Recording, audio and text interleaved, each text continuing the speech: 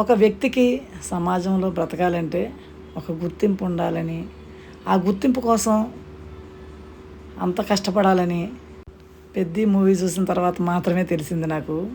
ఒక ఐడెంటిటీ లేని వ్యక్తి తన కోసమే కాకుండా తన ఊరి ప్రజల కోసం ఆ విధంగా కష్టపడటం అన్నది చాలా నచ్చిన విషయం. అది నేనైతే ఇందులో చాలా కొత్తదనాన్ని చూశాను.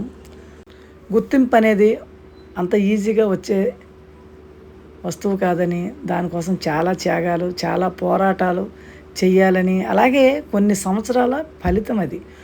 ప్రతి మనిషి కూడా దీని నుంచి నేర్చుకోవాల్సింది ఏంటంటే, ఏది కూడా ఊరికనే రాదు, కష్టపడాలి. కష్టపడకుండా అన్నీ మనం ముందుకు రావాలంటే కుదరదు. మేమిప్పుడు ఫుడ్ వీడియోస్ చేస్తున్నాం, చాలామంది చేస్తున్నారు. దాని వెనక చాలా శ్రమ, చాలా టైము, చాలా కృషి ఉంటుంది. అది 1 మినిట్లో 2 మినిట్లో చేసే వీడియోలు కాదండి. దానికి ఒక వీడియో బయటకు రావాలంటే వంటకి, అలాగే ఎడిటింగ్కి, ఇవన్నిటికీ కూడా చాలా కష్టపడాలి, చాలా హార్డ్ వర్క్ చేయాలి. కనీసం 1 or 2 అవర్స్ వెచ్చించి ఈ వీడియోస్ అయితే చెయ్యాలి. మరి అటువంటి పరిస్థితుల్లో కొంతమంది అయితే రకరకాలుగా కామెంట్స్ చేస్తారు.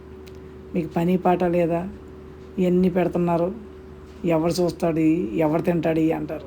దీని వెనుకున్న కష్టాన్ని గుర్తించండి. నచ్చితే చూడొచ్చు, లేదంటే పక్క జరిపేవచ్చు. మీకు నచ్చినవి చాలా ఉంటాయి, కానీ మాలాంటి వాళ్ళ శ్రమను గుర్తించండి. నచ్చితే ఒక లైక్ చేయండి, ఇంకా నచ్చితే సబ్స్క్రైబ్ చేసుకోండి, నచ్చకపోతే వదిలేసేయండి. Thank you so much.